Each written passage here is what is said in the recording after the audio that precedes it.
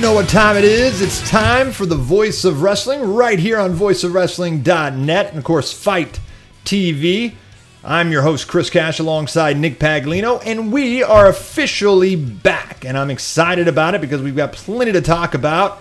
And, Nick, how you doing over there, buddy? Good, man. Good to have you back on the show after a solo week last week. And plenty happened, of course, over the course of the weekend, and now here we are after Raw and SmackDown in the UK, and we have some major announcements. And I'm hoping that what you and I will do is really help build that excitement to the Ronda Rousey versus Nia Jax match, given the fact that WWE couldn't do it on their own. So let's go ahead and sell that match for everybody. It's the main event right here. By the way, don't forget Jonny Fairplay. I sat down with him a week and a half, 2 weeks ago. We're going to air that interview. It was a lot of fun. Hoping that we can get Jonny Fairplay back on the show at some point in the future. He's a super guy and super fun to talk to. You'll see that interview at the end of the Voice of Wrestling today. But for now, Ronda Rousey's our topic. It's the main event. The main event right here on The Voice of Wrestling. And Nick, as you mentioned, Nia Jax, Ronda Rousey. Is it too soon? Is she going to win? What was up with that angle? How are the fans going to respond? A lot of questions to get to. So we're going to open the floor to you. And I just want to talk specifically, in the beginning, about why the fans are so mixed on this, Nick, because everybody knew that Ronda Rousey was heading in this direction at some point. I know why I have an issue with it. I know a little bit from what we talked about why you have some issues, but what are your issues with it? And do you think that's what the major, issue is with all the fans that have been truly mixed about the announcement they just heard this week as far as Ronda Rousey challenging Nia Jax at Money in the Bank for the Raw Women's Championship? Yeah, well, I think one of the interesting things here is that it's not so much Ronda Rousey. I think on a subliminal level, I think it's more Nia Jax, because when you really look at Nia Jax, this woman has had a pretty phenomenal turnaround in recent months. This is a WWE star who was going from getting virtually no response as a heel, very, very sort of quiet crowd. She was getting that kind of, we don't necessarily like you, we don't necessarily hate you, we just really don't care about you type reaction, to all of a sudden doing a complete 180 and really starting to warm up to the crowd when she started working with Alexa Bliss, and she's now getting a really great babyface reaction. But I don't think she's quite there yet with the audience. I think she's still in sort of those infant stages of getting over with the crowd as a top babyface as it pertains to the women's division. And now all of a sudden, here she is as somewhat of a, I hesitate to call Nia a rookie, but if you compare her to some of the other women in the division, she sort of is. She's certainly a rookie champion. True. Coming off of a fresh win. I think people are looking at this and saying, oh, wait a minute, Nia Jax is going to be who Rousey challenges for the title. I don't think that's who people saw Rousey challenging.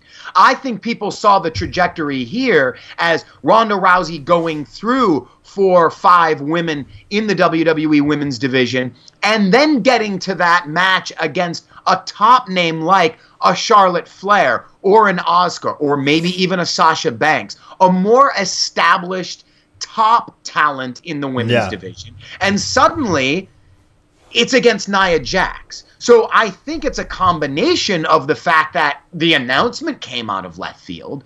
It certainly was just, it didn't even take place on WWE TV. Yeah. It wasn't even on a WWE show. It took place at, of all places, the NBC upfronts on the red carpet in a, like you said, very bizarre promo segment that they did. It was half kayfabe, it half wasn't.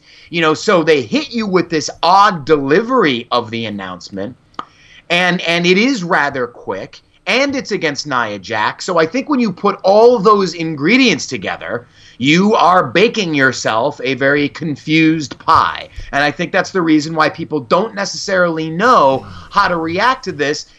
And, specifically, in my opinion, and then of course, I'd like to know sort of more where your issues lie. I don't have much of a problem with the Nia Jax matchup. And I really also don't have much of a problem with Ronda Rousey getting this title shot right now. You know, it's very difficult to book Ronda Rousey in WWE because you're taking a woman who is a legit fighter, who legitimately could destroy anybody in that company, probably 90% of the male roster included. This is a woman who in her WrestleMania debut was going toe-to-toe with Triple H, laying into him with punches, picking him up, you know, on her shoulders. She has to have a title shot. Sure. But that's based on all her accomplishments in UFC, which is a legit sport, a legit competition, and now she's in the field of entertainment. And so the presentation is different. So I think there is a sector of fans that say, of course she has to have that title shot immediately. She's Ronda Rousey. And there's other people that think, well, you know, she hasn't earned it yet. She's had one match. What if she exposes herself? So I can understand that doubt that the people have. And I think there's too many questions to be answered that we don't know the answers to yet to really be able to say, it's too soon for her to have this match. I think we have to wait until we actually see the match play out. So if you ask me what I have the problem with, it was this ridiculous angle that they did at the NBC uploads. Yeah. That was just... Well, and I also want to say before we get into kind of how they set all this up and what they might do to kind of make up for that, because I'm sure Triple H, Vince, nobody could look at that, Nick, sit back and be like, man, that was money. You know, nobody at this point, regardless of whatever they thought. A couple of things, though, to follow up and touch up on what you had talked about was, to me, Nick, I feel like nobody's giving, well, maybe some people are, but I give a lot of credit as far as Nia Jax being champion right now, Nia Jax being over with the crowd to whatever degree she is, to Alexa Bliss. Alexa Bliss is so good. And I'm not talking just by women's standards or what. I'm talking on the show, period, in WWE and pro wrestling as a character. She is spot on and absolutely deserves the credit because to me, you can take Alexa Bliss out of the Nia Jax feud.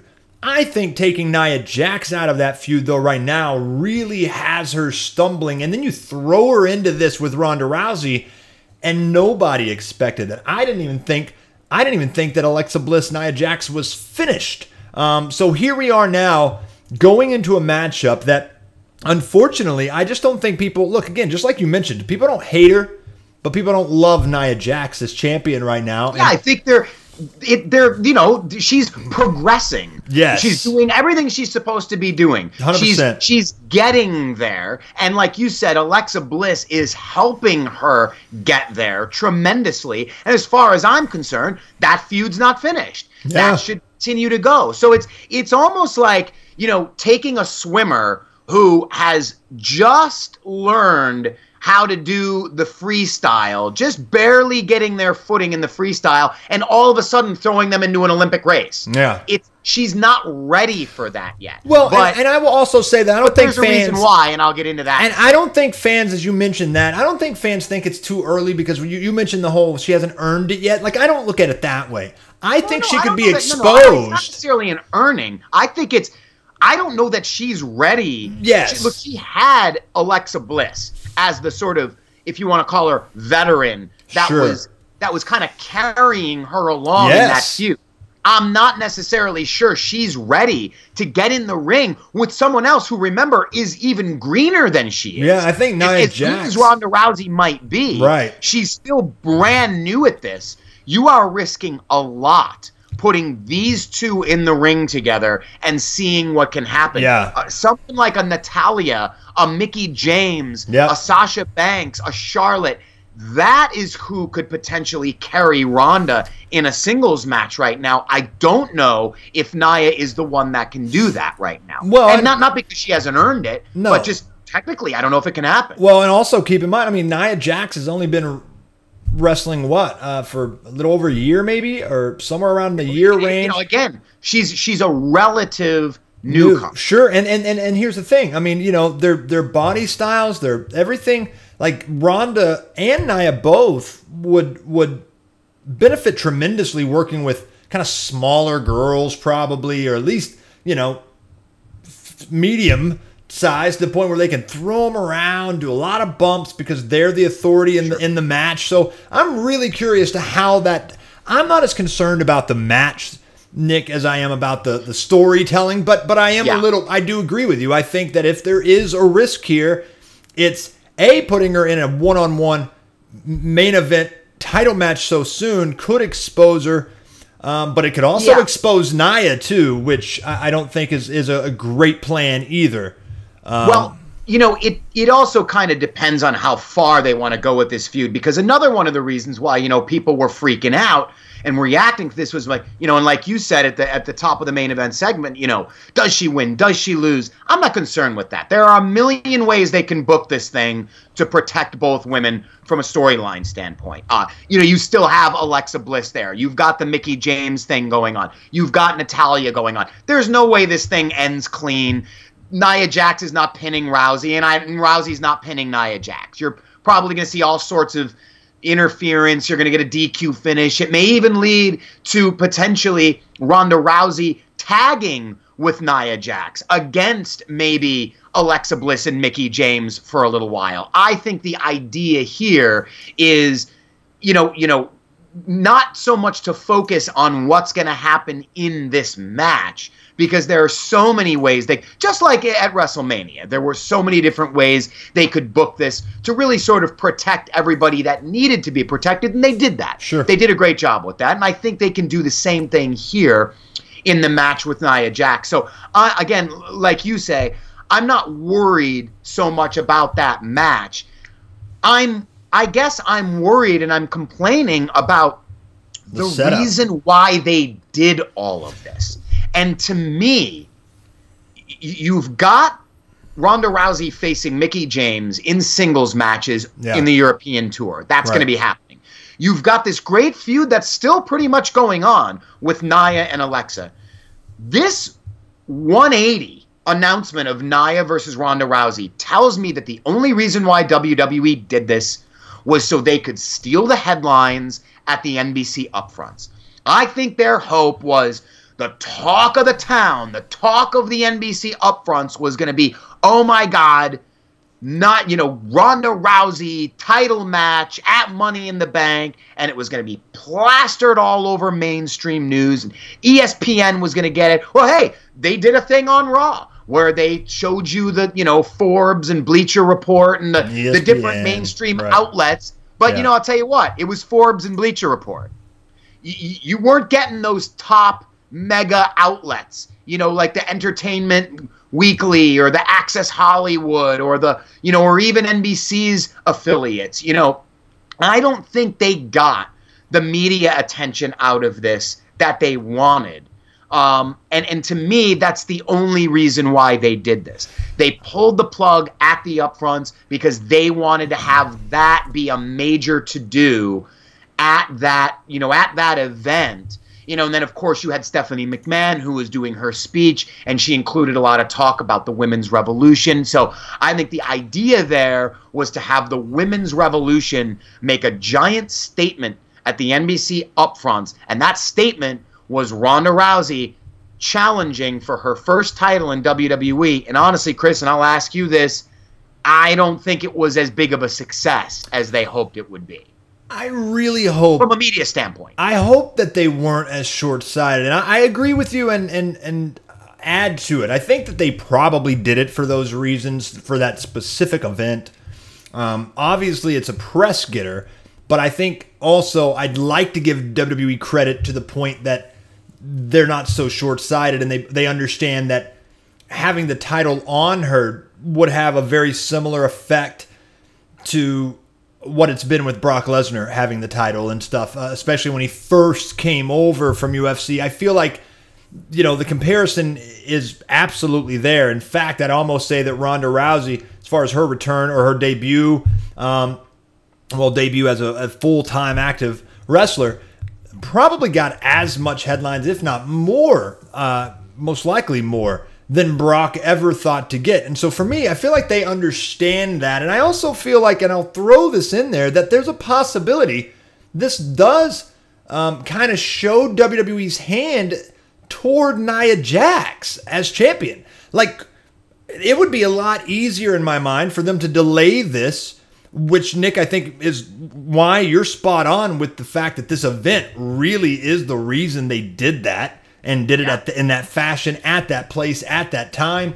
Because it would have made much more sense, if you're not fond of Nia Jax, to give it back to Alexa Bliss, who I thought maybe her injury was going to nag on longer than they wanted, and so they had to switch gears, and they just went this direction. No, Alexa just competed. So it's like, they could have done it, Nick. They could have easily put it back on Alexa Bliss and allowed Alexa to go on and win, or have, challenge Ronda Rousey or whatever the case may be. And I feel like that's a short-sighted approach for them to think, let's go ahead and throw everything now to Ronda Rousey. She's impressed thus far, but let's throw everything at her. And I feel like they're really walking a tightrope and a fine line here, Nick, as it relates to what's going to happen if and when she does win, because I think it's extremely important, Nick, the outcome of this match. Yes, there's a million ways they can book it, but why set this up right now if she's losing, even in a screwy finish of Natalya or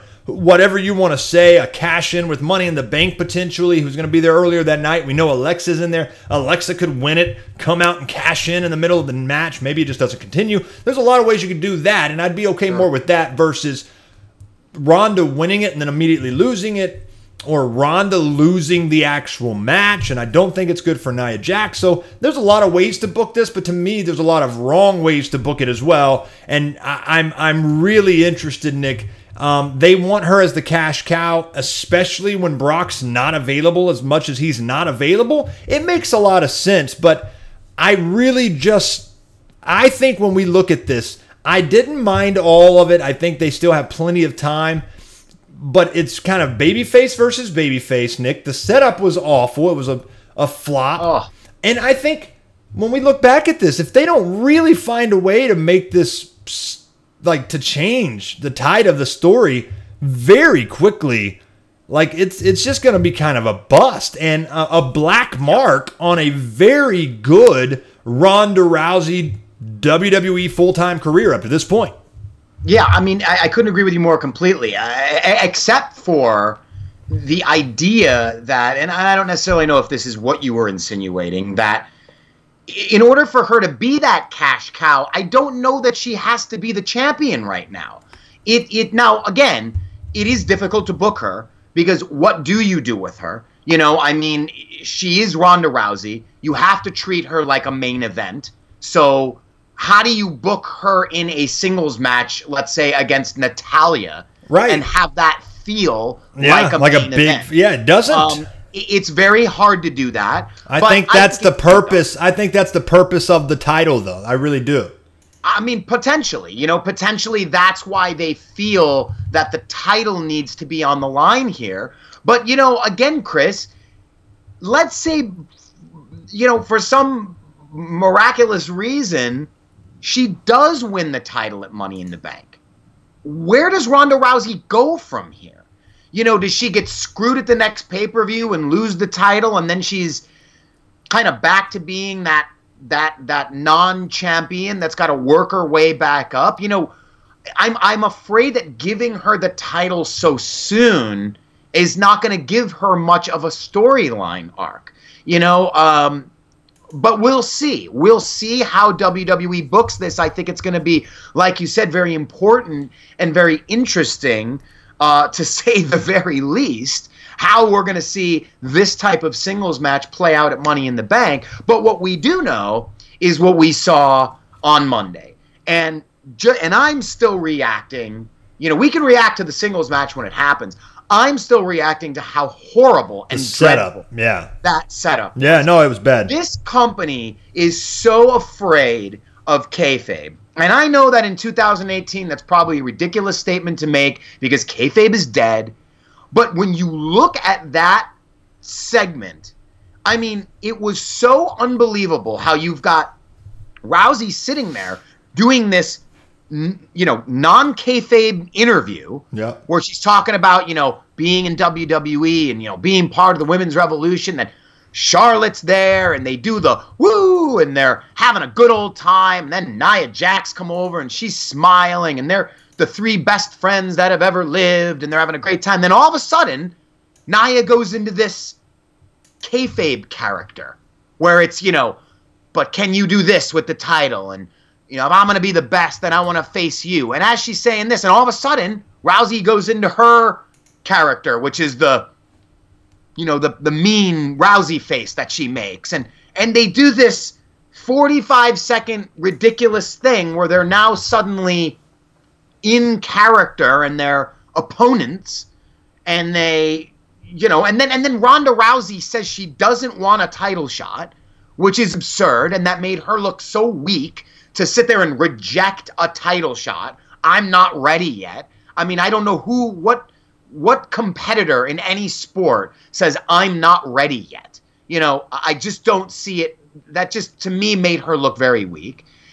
And then you've got Charlotte, who's involved for no reason at all, saying, yeah, do it. She takes the match, and then all of a sudden all three of them go back to being best friends again. Right. And Charlotte's stealing the thunder with her arms around the two of them going, woo! And then Rousey doesn't know how to woo, and then she needs water, and the segment ends with this giant cliffhanger for the audience, which is that Ronda Rousey is thirsty.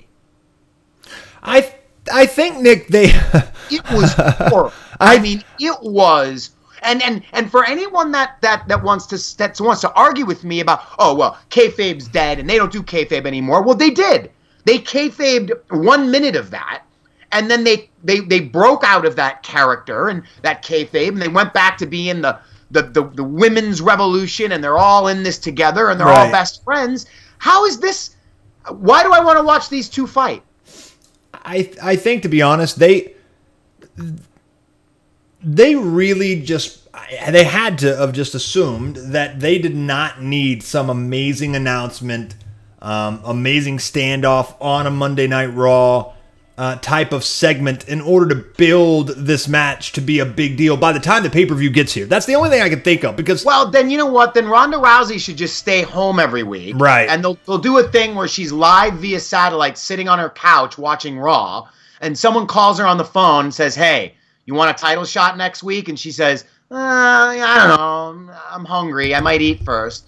Okay. And then you see her at pay-per-view. Then just do that. I mean, what are you doing here? No, you've missed a great opportunity. Sure. They had a full wrestling ring set up at that NBC upfronts. Yeah. Why not have Stephanie McMahon in the ring, Nia Jax here, Charlotte Flair over here, Stephanie's doing her thing, talking about the women's revolution and the powerful women, and this is Nia, the champion, and this is Charlotte, the former champion, two greats, and then all of a sudden, Rousey comes in, she hits one of them from behind, she hits the other one from behind, takes the title, raises it over her head, and walks out. And now you've got some kind of, I understand what they're trying to do. They're not, pro wrestling has that vulgarity attached to it where, this is a professional presentation at the upfronts. They don't want to have someone, they're not going to put somebody through a table like it's a contract signing on a Monday Night Raw. This is a more professional presentation, but you still could have very easily done this. Very simple. It doesn't have to be overly violent. Rousey just comes out. Maybe she just throws Charlotte out of the ring and grabs Nia's title. And maybe she throws Charlotte out of the ring, grabs Nia's title, and the two of them have a stare down, and then that's it. And then she walks out, and you could have set that up very much like that, where these are wrestlers. These are women who are here to compete.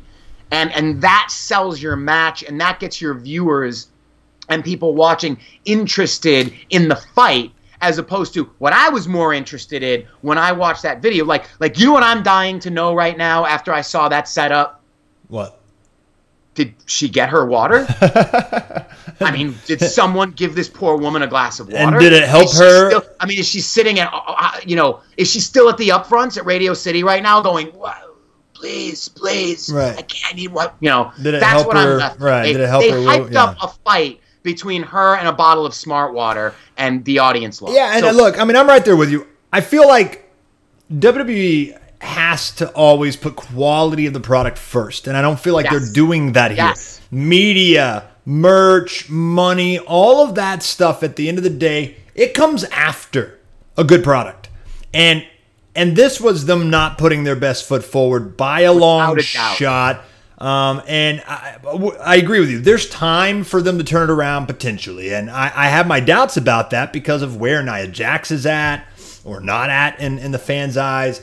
The possibility of exposing Ronda Rousey too soon. Like, there's a lot of doubts going into this, but they could also turn this around a little bit. But without a question, Nick, I mean, just what a letdown when you're trying to make a huge buzz around the fact that Ronda Rousey, world-renowned Ronda Rousey, is about to challenge for your title, and yet you just really dropped the ball. And so I agree with you. We'll see where it obviously goes, and we'll talk about it more in the weeks to come. Hopefully they'll recover, but that was the main event here on The Voice of Wrestling. And we're back and have a few minutes before we get into the awesome Jonny Fairplay interview that I had a couple of weeks back. And Nick, you know, we've got a few other things that I'm excited about to follow up on something that we've talked about for a couple of weeks. I feel like if there is one man on the roster, Nick, that can help Roman Reigns get over, it's Jinder Mahal. So I'm excited that right now you're stepping back a little bit. They're focusing on how do we present Roman Reigns in a good light. He's had Brock Lesnar after Brock Lesnar after Brock Lesnar. Side swipes over to Samoa Joe. Fans just aren't digging it. This week for sure, and even last week a little bit more, but this week especially, felt like they're going to show kind of a different side of Roman maybe. I know you always talk about kind of more action, less talking, especially from someone like Roman, and it feels like maybe that's what they started this week. A lot of behind-the-scenes backstage stuff. I might be exaggerating a slight bit as it relates to Jinder, but what do you think about how they're kind of treating Roman? I mean, is it all the same as far as we've been talking for the past few weeks, or have you noticed something different in how they're going to position him going forward? No, you're 100% right. I mean, you know, what we saw on Raw this week was, I think, a smaller step in the right direction.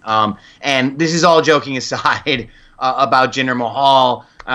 You know, obviously WWE is still trying to hammer home that idea of Roman Reigns being buried by management, being held back by management, being screwed by management. You know, you had Kurt Angle cutting that promo in the ring saying, I was told specifically by management not to give you another shot at Money in the Bank. And then Michael Cole made sure to repeat that afterward. After everything was done, he said the key line there was when Kurt Angle said management won't allow it. So they're still trying to hammer home. They're still trying to get you to feel sorry for Roman Reigns because he's been screwed by management. And that won't work. I still believe that will not work.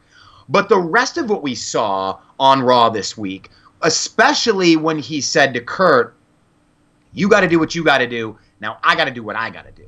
And as soon as he threw that microphone down and he left, I said, he's going to go find Mahal. And that's exactly what needs to happen. I liked him saying in the promo, Mahal, get out here, face me like a man. You know, it should be more action, less conversation. Elvis Presley said it once. I'm saying it tonight on The Voice of Wrestling. Less conversation, more action. When he cuts these promos, that's exactly what they feel like.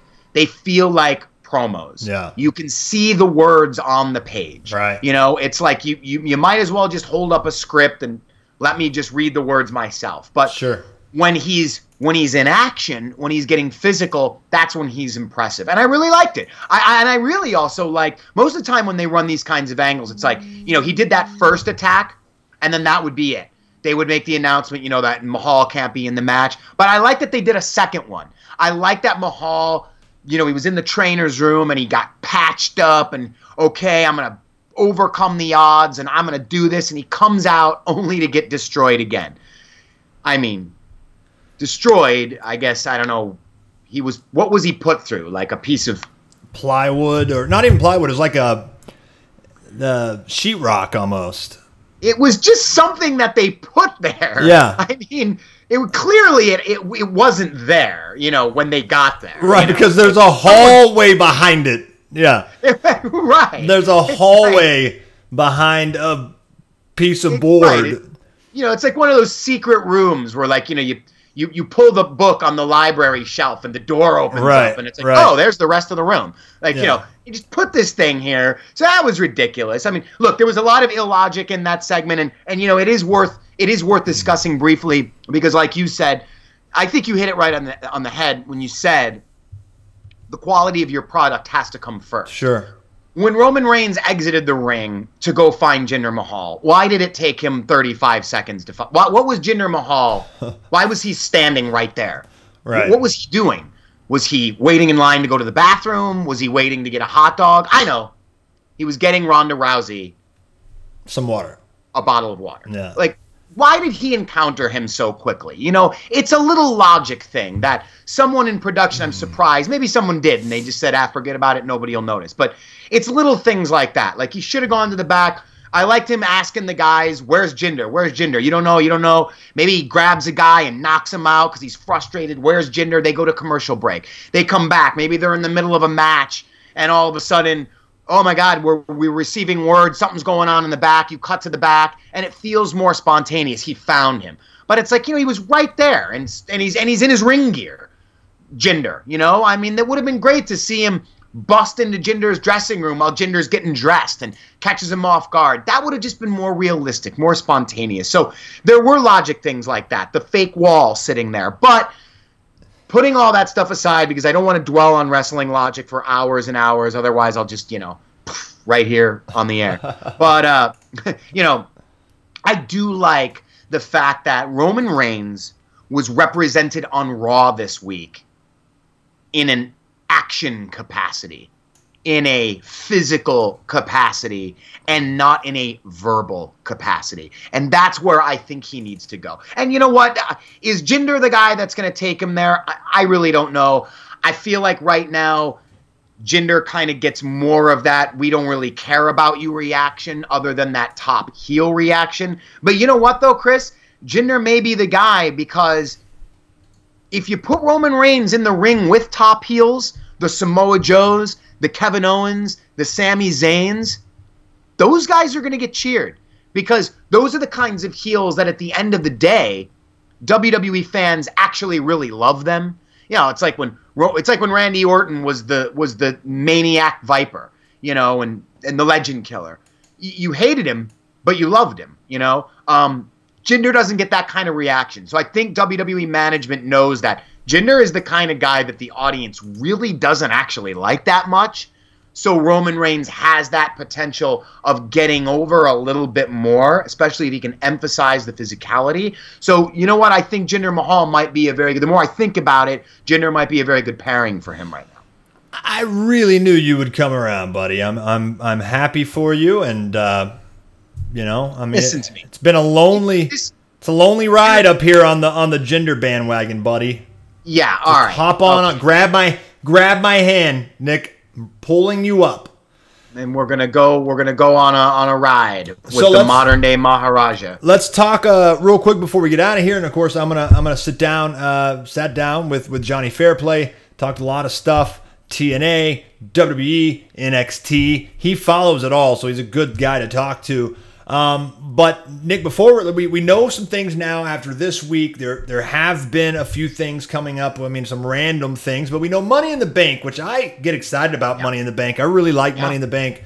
What it stands for, what it means for somebody's career, and not always somebody new, just somebody that needs to have the ability to get back into the swing of things. And I felt like they did that. I mean, Kevin Owens this week on Raw, I felt they really, really gave a lot of time to. Star of the show. Star of the show. Yeah, while on the other side and of for those of you, for some of the viewers that might not know, Owens had the 2 matches on Raw, and then he was in the dark match main event also. Oh, wow. Which was said to be, a decent length match, and he was involved. He wrestled 3 matches on Raw Monday night.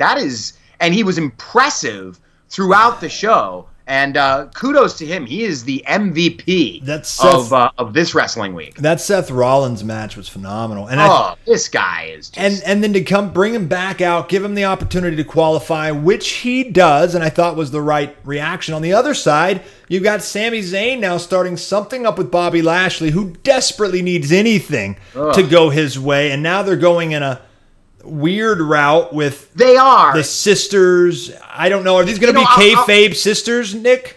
I don't know. We don't know which sisters are going to appear on Raw. I'm hesitant about this. I don't. Yeah. I think you and I have talked about this before. I don't like the way they've booked Lashley since he's come back. There might be something behind this. Remember we talked about how weird that interview was? Yes. With the sisters, and it left me, what was I supposed to think? Like, oh, he's a family man? He's basically talking about being abused by his sisters. It was very weird. My hope is that if Zayn does bring the sisters out, maybe this is all a way of turning Lashley heel or presenting him in some way that interview was not just about him talking about his sisters. That interview was something more and something odd and something that, there's skeletons in Bobby Lashley's closet or something like that. Yeah. That could really give him some more depth. I doubt that's probably going to happen. No. I think they're giving... really still, at the end of the day, Zayn is the heel here and Lashley is the babyface. Right. But there could be... Do you get that feeling that there's something that could be more here than meets the eye to Lashley? 100%. And maybe they're going to go in some... Maybe somewhat of a darker direction with him in this angle? Well, I don't know about the darker direction. I do think they're just simply trying to put some emphasis on him as a person, maybe to get you personally invested in him. There's something more to this, though, and the fact that I remember reading a report where after the interview and stuff that just aired, then Taz goes on his podcast and talks about, I could see them using his sisters, or at least one of them, whether it's his real sister or a kayfabe sister, and he was spot on, because then the next week on Raw, you're talking about the sisters and re-airing parts of that interview. They've got to be careful, though, because Sami Zayn got over, obviously, there in where were they at? Scotland? Where were they at? For Raw, they were in London. London, okay. Yeah. So obviously he's going to get over there just because of the crowd, I think. But if they're not careful, man, Sami Zayn, I really felt was the guy I worried the most about as he exited, the pairing. Even though they're going to still do some stuff together, you can tell they're trying to separate Sami Zayn and Kevin Owens a little bit. And I worried a little bit more about Sami Zayn.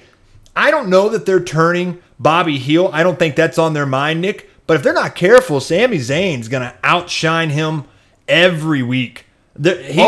Bobby's not going to stand a chance on the mic with the guy. So without a doubt, they can't get into some kind of back and forth on the mic. Sami Zayn's at the very top as far as that's concerned. Yeah. This guy's going to go toe to toe with anybody as far as mic skills are concerned.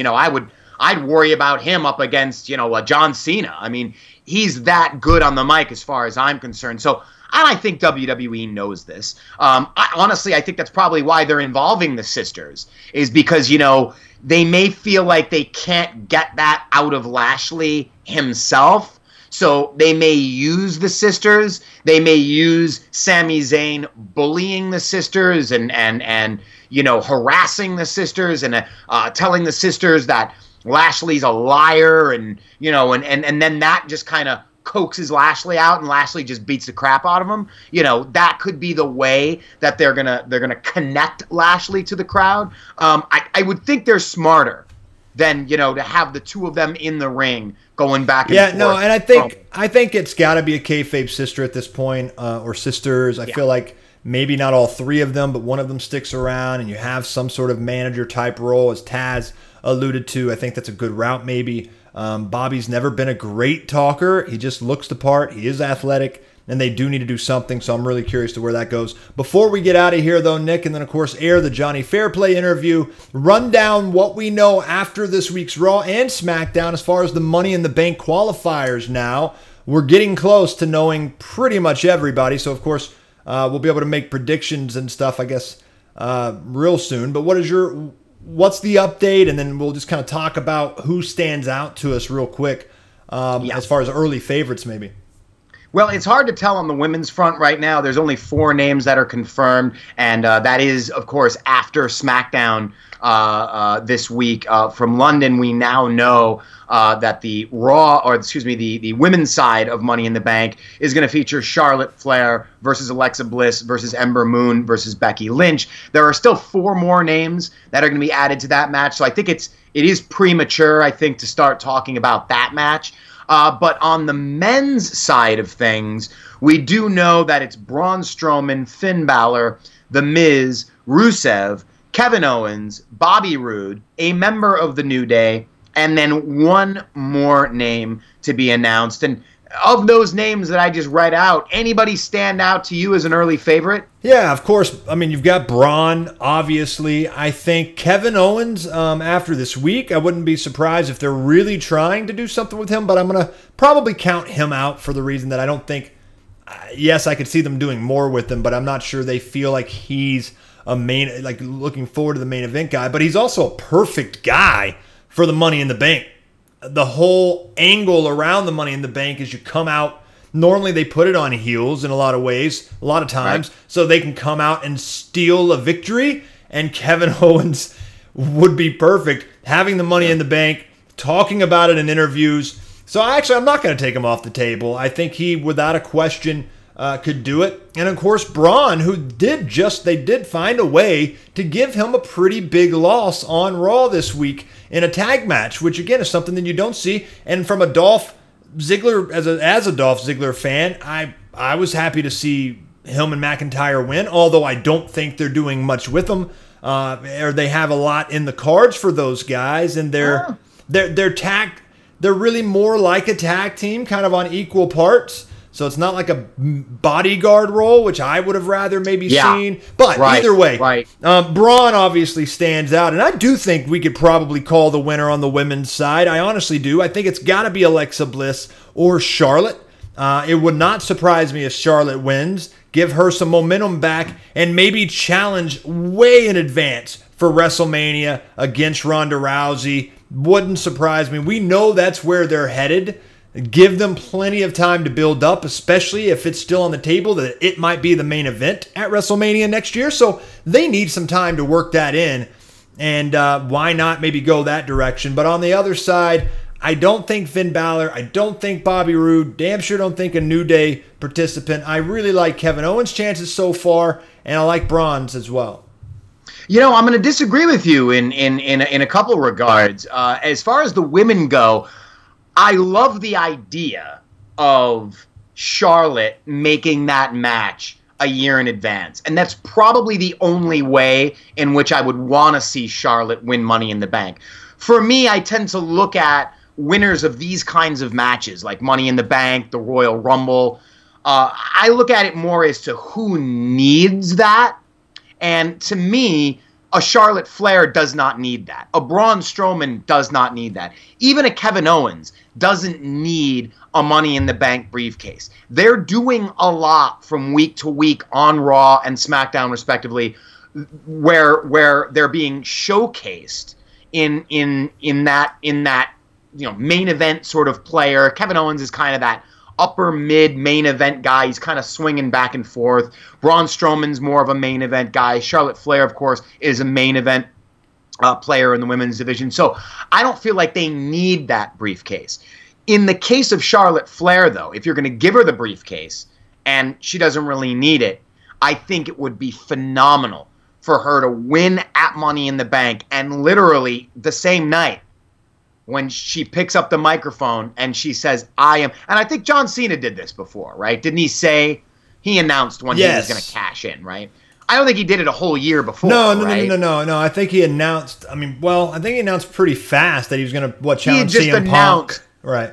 Exactly. But I would love to see Charlotte Flair say, "I am declaring right now that I am cashing in this contract." Yeah, I would love it. WrestleMania 35. I would love that. Whoever the champion is, I want the match on that night. I think that would be great. It gives you plenty of time, almost a full year, to build to Charlotte and her road to WrestleMania, which starts at Money in the Bank. So I love that idea.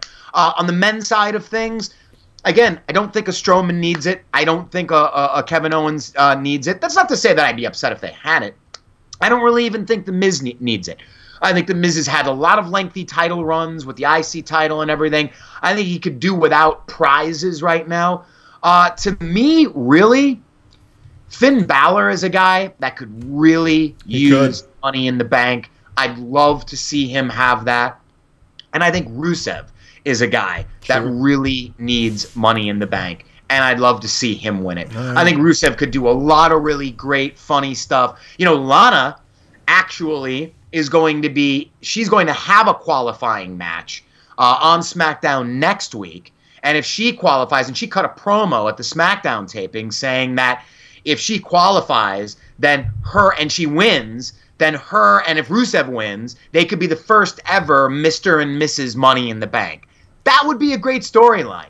They could do a lot of really good, funny stuff with Rusev and Lana both being Money in the Bank, maybe helping out each other. When not to cash in, they could do some in order to make that work, you have to have Lana as a Money in the Bank holder, and I don't know that's true. And I understand that nobody really wants to see that. I get that, But what I'm saying is, I'm just thinking about ideas for people that could really use the briefcase, and I think Rusev's a guy that could use the briefcase. Finn Balor is a guy that could use the briefcase. Hell, Bobby Roode is a guy that could use the briefcase. That's true. We talked about this before. Bobby Roode's a guy that I just don't think is connecting right now.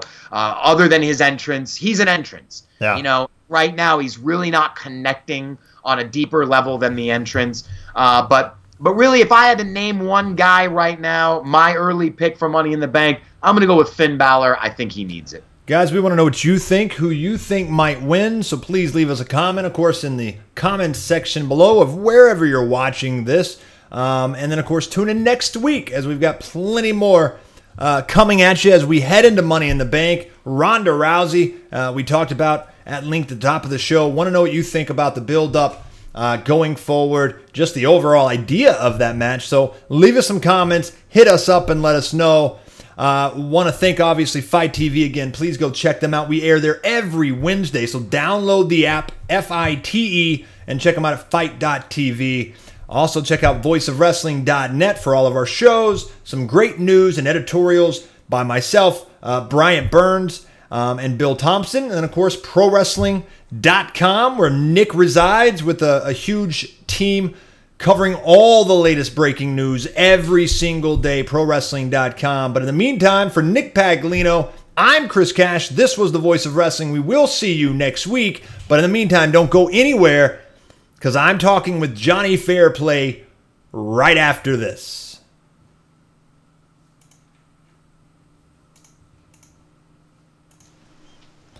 All right, what's up, wrestling fans? We are back right here on The Voice of Wrestling, voiceofwrestling.net. Follow us on Facebook.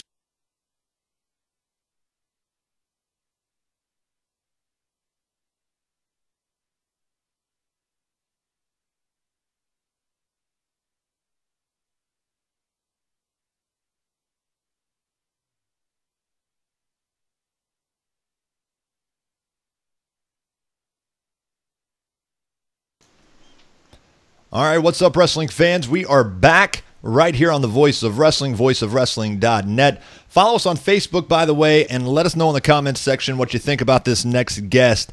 When Nick told me that we were going to have this guy on the phone, I haven't talked to him in probably about 7 years. A lot's changed in his life. Of course, a lot's changed in mine. And I'm really looking forward to having him on the show and talking to him here for the next 15. Jonny Fairplay, who wrestling fans know him, obviously, from some of his time in TNA, some of the shenanigans we've seen him pull on the indie scene. Worldwide, mainstream, he's obviously known as well for being a huge, probably one of the first massive villains on the reality show Survivor Series. He's done some other reality shows as well. He's a new father. He's been a father, but I think he just had another child a couple of years ago. So a lot's going on. Jonny Fairplay joins me now here on The Voice of Wrestling. Jonny, thanks for coming on, man. Hey, thanks for having me. Long time. It's been a long. And by the way, we want to preface by letting everybody know he is in a car. He's taking some time out of his day, but he is not driving. Just for the car is in park. For those of you, you will not notice the background change. This is a nice semi-quiet spot. I drive a hybrid, so my cars shouldn't make any noise. I think we're okay. I could already hear the Twitter warriors going to town, and sure. Jonny, I can't not to text. So I mean, if you send me a nude, I'm going to give you a thumbs up. Right. But otherwise, I've got to ask, man. I mean, what has been going on? Of course, this is a wrestling show. Let's maybe start there and find out what you've been doing probably in the past 4 or 5 years with pro wrestling. I mean, how involved are you? Do you still follow the product? And specifically, are you appearing places? Are you still involved? And in what way? I don't know. Not sure. I'm a semi-regular guest on the Wade Keller Pro Wrestling Podcast. And at PW Torch and Podcast One, so I keep up with wrestling there. I watch all the network specials, and I catch New Japan stuff. I have not watched TNA wrestling since the Broken Universe. I have not watched anything there. Yeah, and even then, I just tuned into that stuff via YouTube. But I watch all the WWE stuff and the NXT, and as far as indie wise, I mean I've done stuff with West Coast Wrestling Connection in Portland, Oregon. I did some stuff in Vegas, and then there's some guys in Winston-Salem, North Carolina. They do Revolution Wrestling Authority, and I've done some stuff with them. And but I mean, I don't know. I'm 44 now.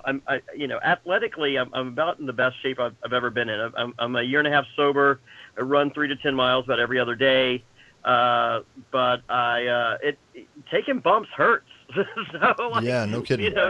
If I do a show, I got I know what I'm worth.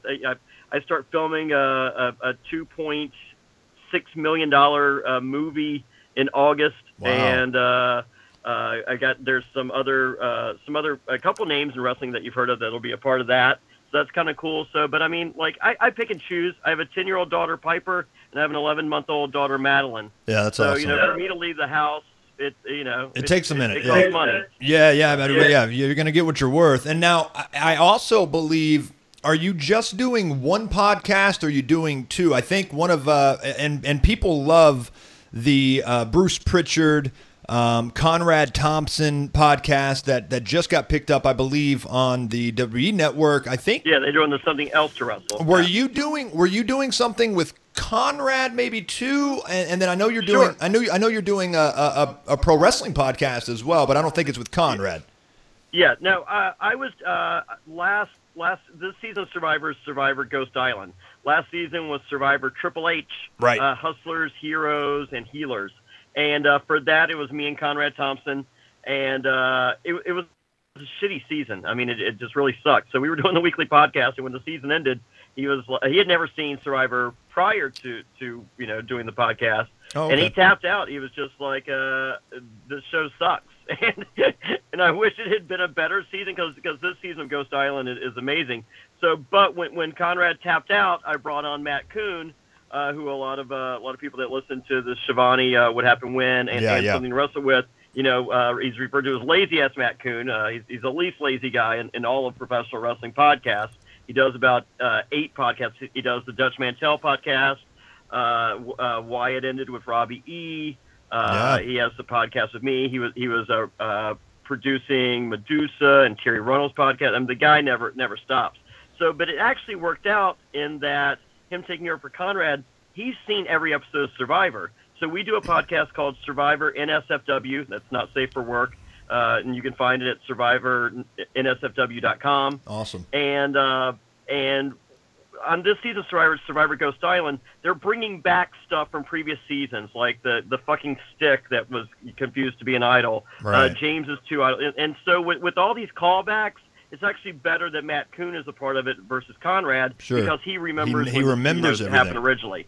Versus Conrad going, what the fuck is a fucking stick? Right, exactly. Right. Now you're also doing a wrestling podcast as well. Talk a little bit about that.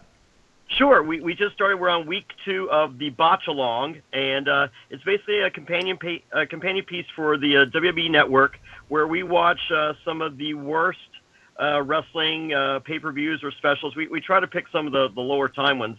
Our first episode was this Tuesday in Texas, and that sucked. And this awesome. week was easily the worst pay-per-view of all time, ECW's December to December, right. From December 2006. God, we had some audio difficulty, or there was a missing file. We weren't happy with what we ended up recording that episode 3 fucking times. And I mean, it sucked the first time. That's funny. But amazingly, I don't know, that last recording, we somehow found this magic groove, and I'm actually happy that that there was the difficulty in the previous one. Hey, you know what? That's good, though. It only took you 3 times. Nick and I have been doing this show off and on, obviously, for about 12 years. I still feel like we're retaking the first one pretty much the entire time. He and I still haven't found a groove in 12 years.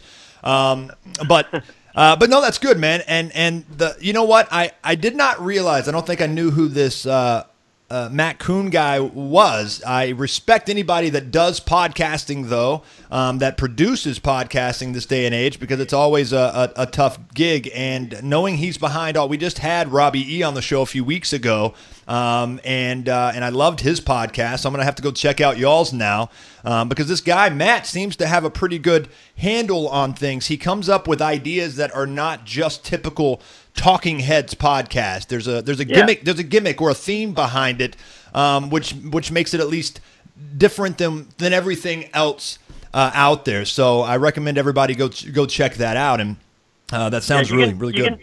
You can find that at thebotchalong.com, or just search Botch Along with Jonny Fairplay and Matt Kuhn on iTunes, Apple Podcasts, or wherever you pod. So now, Matt, if you listen to the Shivani podcast or even Something to Wrestle With, those the opening music, that's Matt Kuhn doing the opening songs for it. He was the producer on both. He left Something to Wrestle With and Shivani's show in capable hands. So he was the producer of those for over a year. So he just wanted, to work, branch out and do his own thing. So, but Eric Bischoff's podcast that just launched yesterday, 83 Weeks, the opening music there, once again, Matt Kuhn. So he teaches a music school in Richmond, awesome. Virginia.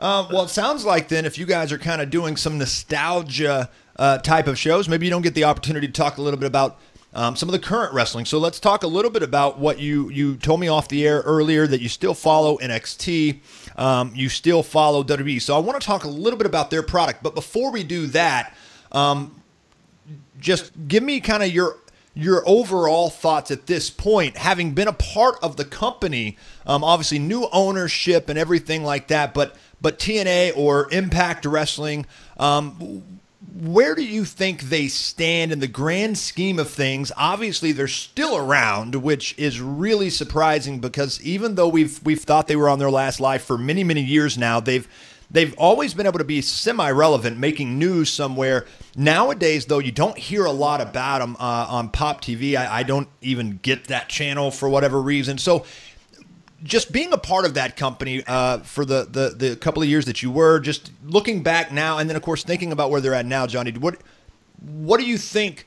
about Impact just in general when you think about it? Inconsequential. Yeah. Yeah. Yeah. They mean nothing. So Don Callis, he's one of the brains behind it. He sucks. I don't know. I don't give a fuck about them. Right. They're not on my radar. They won't be back on my radar. I'm done. they're waste of time. I mean, it's a bunch of low budget guys. I just look forward to the day that Caleb Conley and Trevor Lee are working in NXT and later WWE. That's it. Yeah. Well, that's fair enough. To the point. I mean, sorry. They suck. They're low budget. Yeah, they are. Low budget.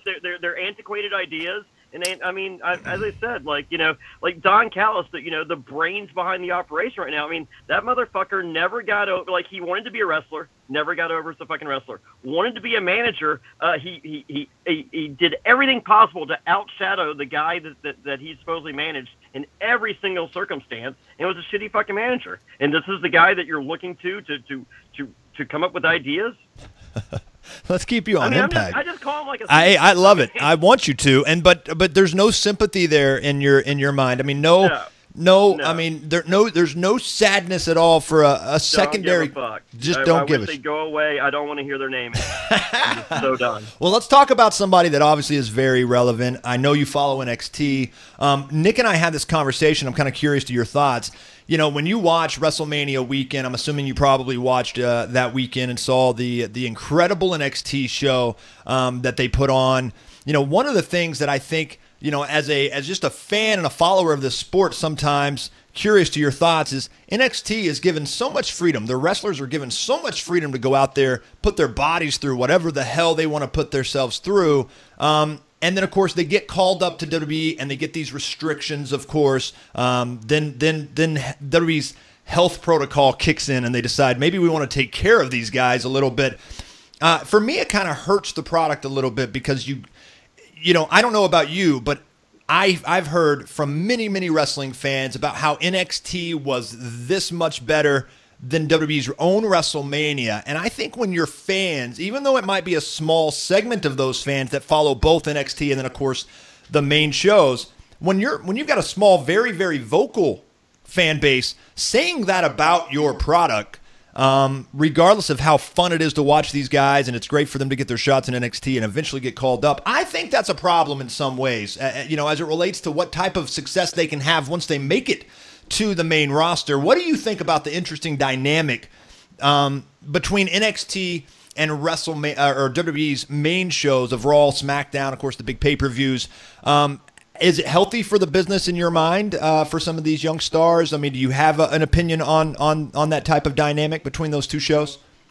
Sure. I mean, the NXT guys are busting their ass to get noticed, and, sure. and the end game is to be on the WWE main roster.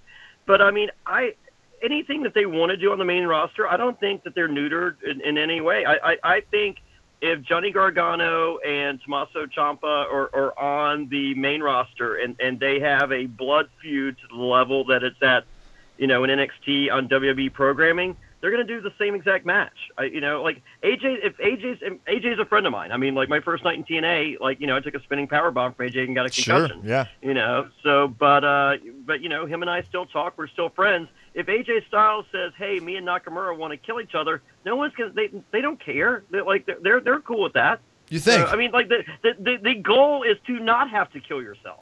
No, I agree with that, but see, I'm not sure. I'm not sure that I necessarily agree in the sense that they're given that free reign. I think they are. People used to make fun of the Miz for working this safe style.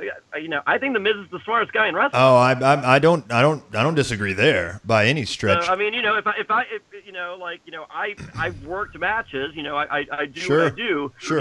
If you were to ask, Jonny Fairplay outside of the business, it's just like, hey, if you could be a wrestler, who would you rather be, Daniel Bryan or the Miz? Fuck, I'd rather be the Miz. I mean, last time I checked, the Miz hasn't even gotten a broken fingernail. So, as a fan yourself, Johnny, and of course somebody that's worked in the business though, so you've got that look at it as well. What do you think it takes to get over?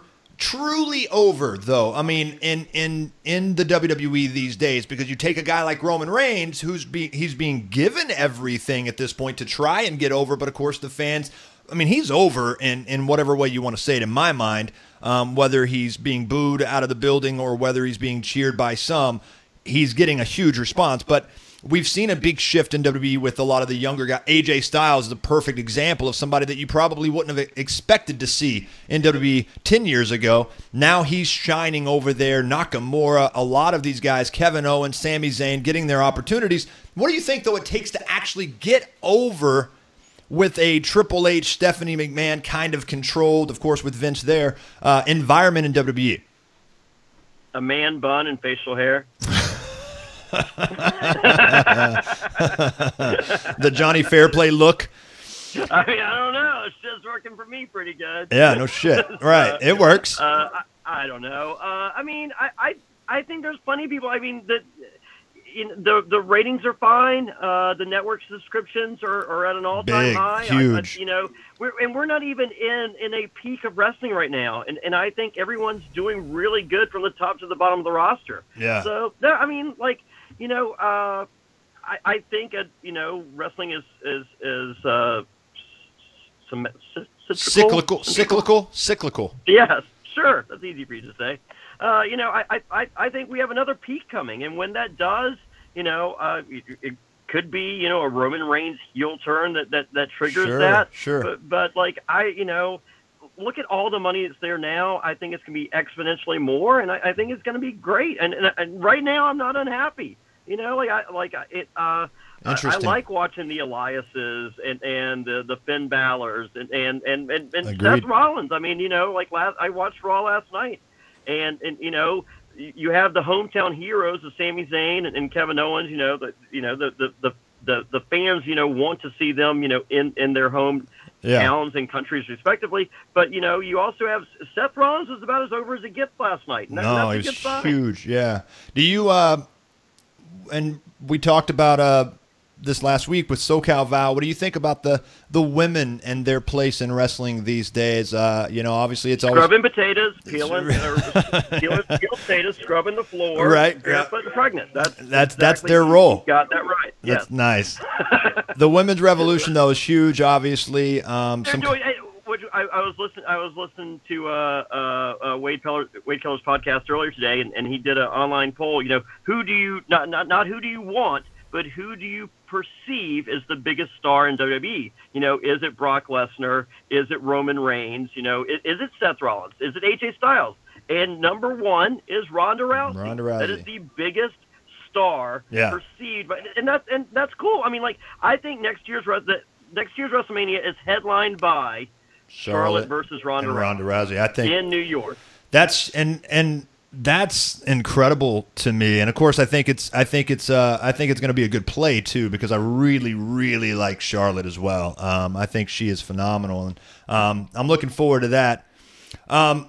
Real quick though, I think we just lost your video. If you're still there, here he is.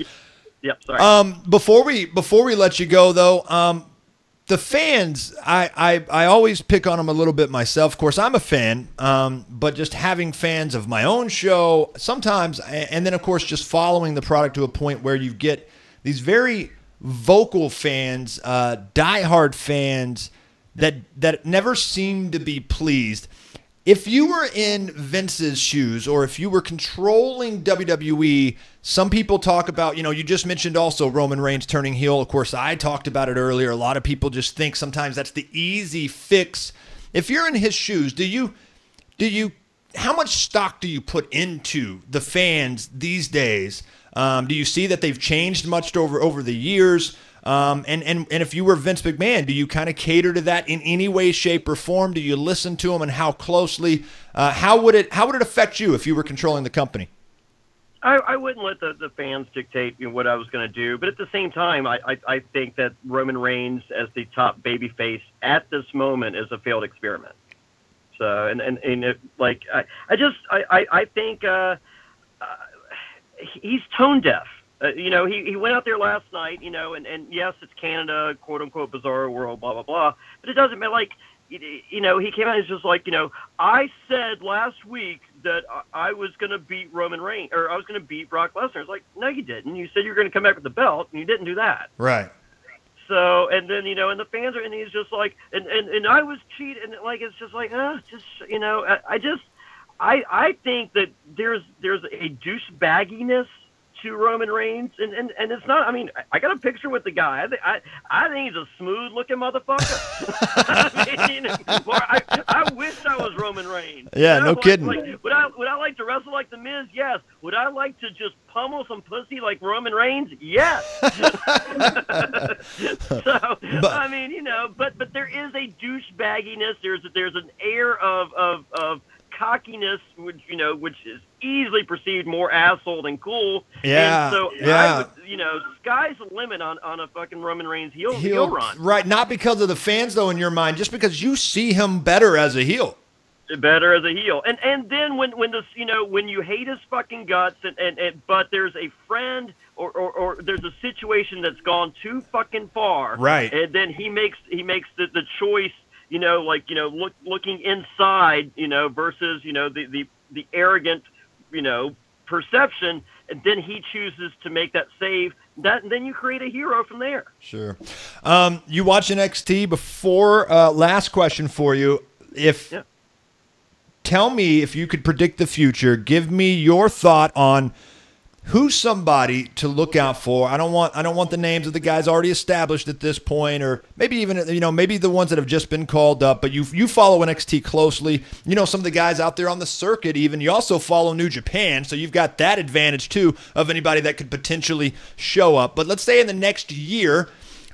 Is there any guy on your radar that maybe WWE fans don't know about or just learned about if he was just called up?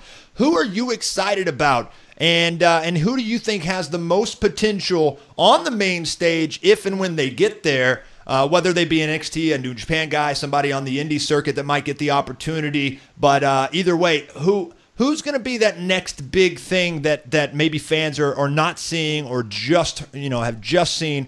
If according to Jonny Fairplay, foreplay after midnight. Yeah, right. That's your stage name. Yeah, I mean, I think in the next 3 years, the top 3 names that aren't on the main stage in WWE right now will be Kenny Omega, Johnny Gargano, and Ricochet. Wow. Yeah, and I mean Ricochet. What is it about Ricochet that so many people see, including yourself?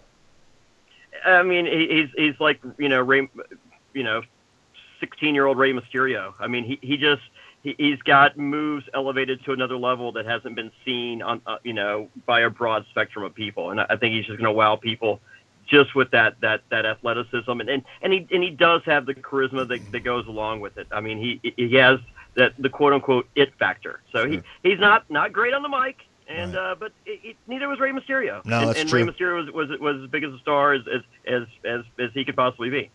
Johnny, you've shown glimpses of it on this interview, and of course, people that have known you for a long time know you definitely pull no punches and you talk how it is. But the other softer side of it is you are true and true at this point, a complete bona fide father as well, father of 2. Just as you mentioned, you had another daughter who's 11, almost a year old now.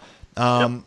How's everything from literally Survivor Series pushing you to the moon as far as stardom and stuff and putting yourself out there to where you are today? How has Jonny Fairplay changed over this past, how long has it been now since Survivor Series? 12 years, decade, what? My first season of Survivor was 2003, and then I went back for Fans versus Favorite in 2000. So good 15 years now, kind of in the spotlight. Yeah. So, I mean, how have you changed? Obviously, I know fatherhood can certainly do that to any man. I go to Bible study on Monday nights. Is that a shoot? Is that real? That's a shoot, brother. Wow, a Bible study. I got a Bible study on Monday nights. Oh, I run half marathons. It's crazy. I mean, I just put up a new shirt. I have t-shirts. The whole reason for my podcast, The Botch Along and Survivor NSFW, is just an excuse to sell cool t-shirts. There you go. So if you go to JohnnyFairplay.com, that's you can spell it with an H or without. There is no H in Johnny, but I have both websites that take you to the same place. Smart. My newest shirt is called #Punchable. And it's it's like a picture of Jonny Fairplay when he's 12, and you just want to punch that guy in the fucking face as hard as you can. That's hilarious. Yeah, that's funny. and with every T-shirt purchase, you get a phone call from me, Jonny Fairplay. Hey, there you go. JonnyFairplay.com, with or without the H then. And Johnny, I really appreciate it, man. I look forward to having you come on again at some point. You're always fun to talk to, even if you are sober and even if you are a father, even if you have Bible studies and you're this religious holy roller. It doesn't matter. We still know that we're going to get a good interview out of you. So, guys, go check out his interview or go check out his podcast. And then obviously check out JonnyFairplay.com. Hey, man, really enjoy it. And thanks a lot for coming on. Hey, I look forward to talking with you soon after I get your T-shirt order. Guys, we'll see you next time right here on The Voice of Wrestling.